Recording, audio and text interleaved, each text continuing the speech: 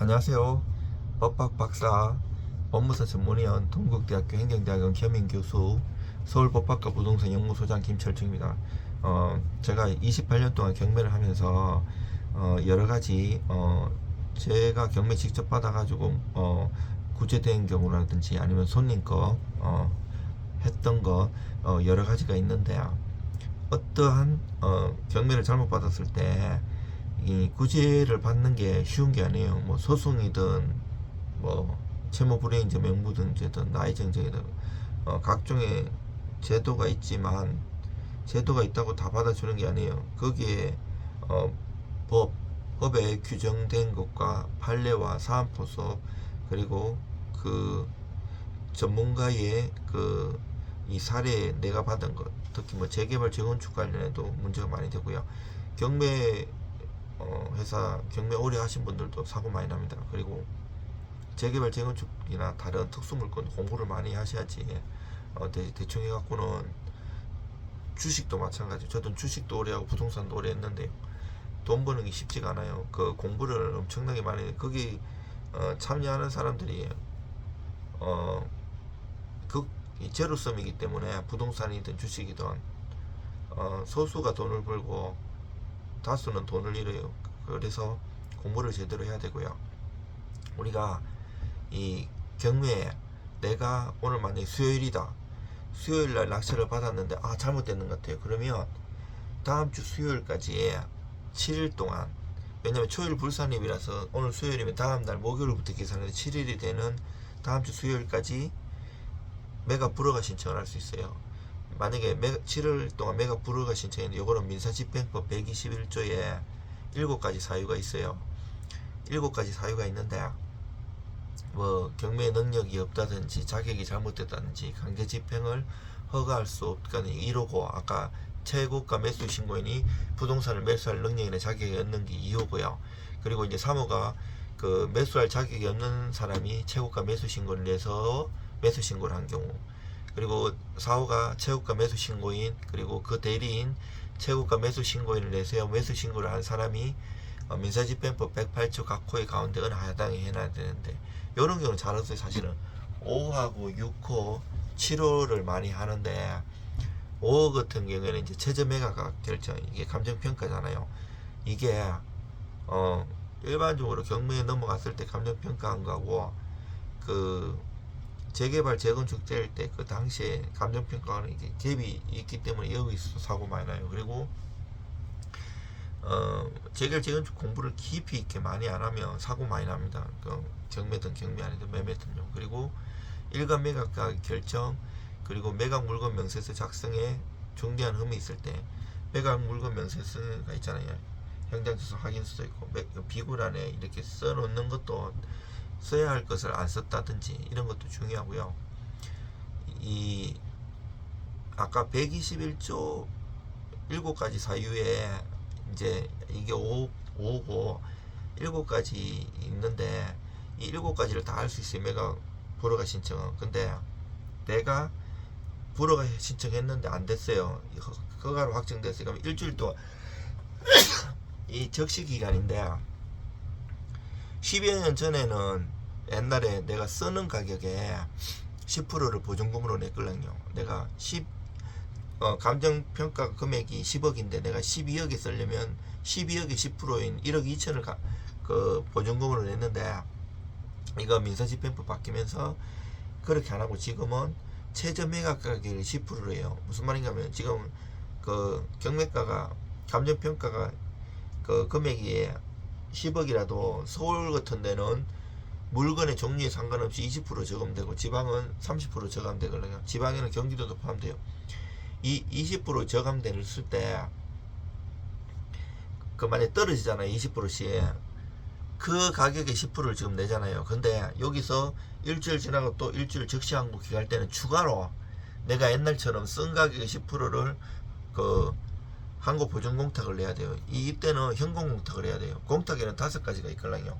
변제 공탁, 보증 공탁, 이게 담보 공탁인데, 집행 공탁, 뭐 가압류 가처분, 가압류 해방 공탁, 이런 게 집행 공탁, 그리고 요 보강 공탁이 아까 보정이고 담보가 보정이면 여기 보관공탁, 몰치공탁이 있는데 요 집행공탁하고 변제공탁이 변동이 많았어요. 형사공탁이나 임차인사무 변제공탁 제가 유튜브에도 많이 올랐는데 요 변제공탁이지만 요 집행공탁하고 사이에 가압류 있을 때는 원래 변제공탁했다가 나중에 집행공탁했다가 이거에 따라서 사유신고하니 많이 그 제도가 옛날부터 수십 년 동안 많이 바뀌었거든요.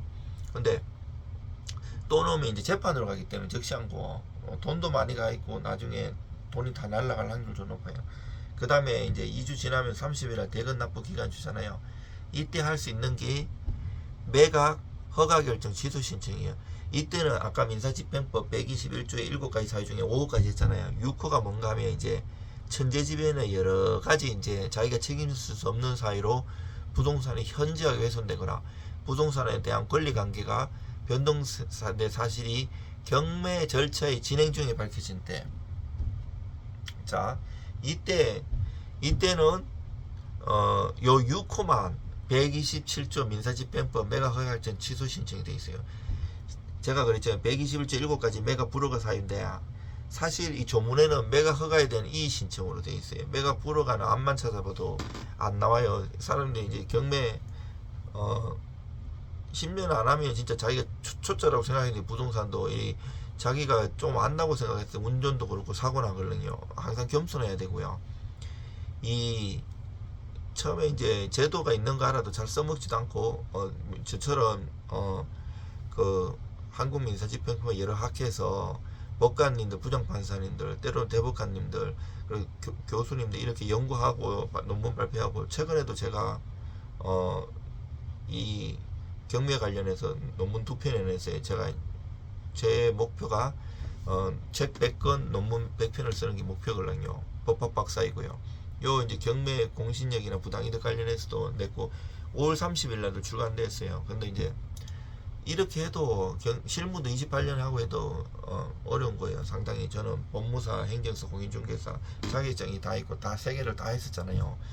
근데 이제 그리고 6호가 그거고 7호가 경매 절차에 그 밖에 중대한 잘못이 있는 경우인데 요 5, 6호, 7호 하는데 매각 불허가 신청 때 승부를 걸어야 돼요. 여기서 안 됐으면 나중에 6호밖에 안 되는데 잘못해갖고 5호나 물론 트집을 잡을 때 하자를 잡을 때 그럴듯하게 포섭할 수는 있는데 쉽지가 않아요. 그게 이제 우리나라는 판례도 많지가 않아요. 안 된 거는 되게 많지만 되는 게 몇 개 안 되고 그 다른 나라는 일본이나 다른 우리는 대륙백제잖아요. 독일하고 이래서 경매 제도가 여러 가지 좀 비슷하고 다른 게 있는데 우리나라 같은 데는 이제 경매 그 돈이 묶이니까 소송까지 안 가고 보통 경매 법원 자체에서 불복이 있으면 소송 안 가고 거기서 해보고 안 되면 또 다른 물건을 잡고 이런 경향이 있어요. 이제 저 같은 경우는 큼직큼직한 사건도 많이 해결해 봤어요. 이 사건 관련해서 유튜브에도 많이 올려놨는데 이게 부동산 공부도 같이 해야 돼. 행정사 공부를 많이 해야 돼. 이게 뭐 예를 들어서 대전에 제가 해결한 거 이제 태양광이나 이런 것도 이 사람은 땅 자체는 10억이 안 되는데 이제 태양광 이런 걸 인수받을 거라고 생각해 가지고 비싸게 샀는데 그 인허가가 자기한테 승계 안 되는 경우 있어요. 이런 거를 인허가 관련해 가지고 공부를 많이 해야 되고 그 시청이든 아니면 군청이든 다 가가지고 하긴 해도 뭐 농지취득 자격증명이든 인허가든 뭐 된다고 이렇게 쉽게 얘기하고 자기가 제대로 검토 안 하면 크게 돈을 날릴 수 있어요. 보증금 뭐 수십억도 날릴 수 있어요. 그래서 항상 조심해야 되고요. 이 글 쓰는 게 맞아요. 뭐 소송이든 뭐 신청 사건도 되게 많고 등기도 있잖아요. 자기가 할 줄 몰라서 안 하는 건 아닌데 전문가가 수십 년 자기가 일을 했는 거하고 본인들이 쓰는 거는 수준 차이가 되게 많이 나요. 그거는 무시해서 그런 게 아니고 맨날 하는 사람은 똑같은 글을 써도 그게 다르잖아요. 그냥 뭐 한두 장 이렇게 풍자적으로 적어갖고 안 돼요. 그분들도 법원 공무원들도 2년에 한 번씩 로테이션 되는데 이게 제대로 해주려고 해도 근거가 정확하지 않으면 겁나잖아요. 나중에 막 해줬다가 다른 이해관계인들이 소송 들어올 수 있고 뭐 배당이라든지 아니면 부당이든 소송 많이 들어올 수 있거든요. 그래서 국가배상소송이라든지 그걸 법리적으로 잘 엮어가지고 근거에 맞게끔 실무지효나 아니면 판례 근거를 딱 하고 유사 사례, 성공 사례 그런 것도 딱딱딱 해야지 성공할 수 있고요. 성공률은 되긴 하죠. 뭐 다른 사건이고 뭐든지 그래요. 뭐 다 쉽게 하면 누가 못하겠습니까? 여러분들 힘내시고요. 지금 작년 재작년 말부터 이제 경매 사건이 만들었는데 사람들이 막 경매 받아달라고 낙찰 대리, 경매 입찰 대리 뭐 이런 거 많이 하잖아요. 권리 분석도 많이 하고. 근데 저는 뭐 돈 버는 게 목적이 아닌 사람이거든요. 정당하게 그냥 서민들 돕고 뭐 그 일하는 재미가 있는 사람인데 연구하는 재미 뭐 한 번 인연이 되면 끝까지 가는 주의라 가지고 이렇게 장래에 이 사람이 불리하다 이러면 안 하고 메가 프로가 신청을 왔는데도 그 제가 이렇게 권리본서에 보면 잘 받은 경우도 있어요. 이게 경매라는 게 이제 내가 처음에 잘못 받았는 것 같아도 나중에 가지고 있으면 또 돈 되는 경우도 많거든요. 저도 옛날에 그래 봤고. 근데 이게 뭐 하다 보면 또 이제 대출도 안 나오고 뭐 여러 가지 상황에서 다른 거 터지 잡으려고 하는 경우도 있는데 정확하게 법리적으로 공부도 많이 해야 되고 제대로 이거를 이제 버무려 가지고 이해시키고 설 법리적으로 하는 게 중요해요. 요즘은 뭐 이렇게 뭐 야매로 뭐 이렇게 한다든지 그렇게 큰일 나는 세상이고요. 뭐 이렇게 위변조 한다든지 이런 게 세상에 큰일 나 형사처벌 받고 바로 고소당해요. 고발당해요. 정당한 법리적으로 가야 돼요. 저는 손님 딱 보고 엉뚱한 얘기하고 저기 하면 바로 내보내요. 그렇게 해가지고 뭐 돈 벌 필요도 없는 거거든요. 그리고 여러분들 힘내시고요. 그 도울 일 있으면 도와드리겠습니다. 이상 법학 박사 김철중입니다. 제가 영상 11,000개 가까이 올렸는데 구독자가 아직 이제 11,000명 아예 안 되고 거의 한 개 올렸을 때 한 명씩 늘어나는 것 같아요. 구독과 좋아요 좀 부탁드립니다. 이런 얘기 한 번도 안 해봤는데 해야겠더라고요. 네, 저 영상 많이 봐주시고 응원 주시면 제가 더욱더 많은 제 이야기 보따리 올려놓도록 하겠습니다. 그동안 학교에서 가르치기도 하고 제가 배우기도 하고 박사 따도 또 여러 가지 공부도 하고 해가지고 바빴는데 이제 좀 자주 새로운 것도 많이 올리겠습니다. 응원 많이 주세요.